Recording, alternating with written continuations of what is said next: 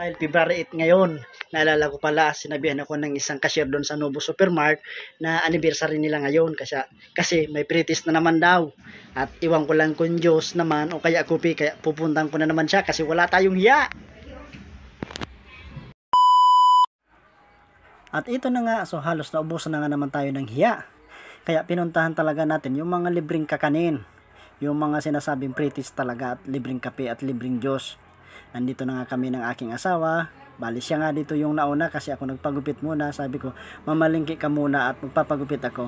At pagbalik ko nga rito sa Novo Supermart, happy anniversary pala dito sa Novo Supermart na to. Nagpa-pretest sila kasi anniversary nila. Maraming salamat pala sa nagpa-pretest. Kung mamamalingki kayo, dito na kayo mamalingki. Napakalawak na. Pag na-timing nyo pang may mga pretest, ay naku, busog talaga kayo. At binagtakan ko na nga dyan yung yung spaghetti. Napakasarap ng spaghetti.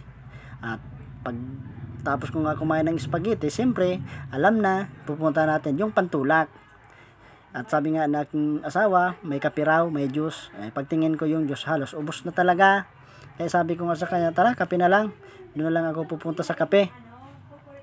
Maraming salamat nga pala ulit, lalong-lalo na sa mga cashier dito, sa mga supervisor. Halos napakabait talaga nila. Kumpara sa mga iba, halos magkakaiba yung mga pagtrato nila sa kanilang mga customer. Dito naramdaman ko yung mga mababait talaga mga cashier at mga staff nila. Lalong-lalo na yung mga cashier. Mababait talaga sila, hindi kagaya sa iba. Yung dati kong pinapamalingkan, hindi naman naninira ako. Base lang yan sa sa observation ko sa mga attitude nila. At ito na nga, halos inuubos ko na nga dito yung spaghetti kasi marami talaga.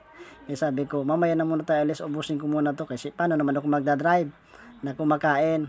Apat ang kamay ko, ako gagamba. joke lang. Halos di ko na nga talaga maubos, pero sabi ko ubusin ko to kasi sayang naman. At ito na nga, kape na nga talaga yung last kong iniinom dyan kasi may event yung anak ko, sumali siya sa misting, kaya kami na malingki dito.